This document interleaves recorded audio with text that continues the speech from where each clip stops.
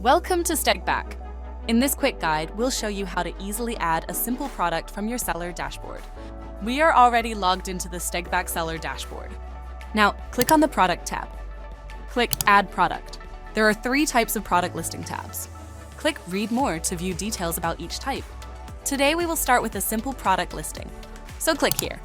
Enter the basic product information, select the category, and choose the language. Then, enter the product's pricing and stock information, including any price templates. Provide shipping details such as delivery time, weight, and dimensions. Next, upload product images, add descriptions, and include an HTML description if needed. Fill in any remaining required fields, such as taxable details.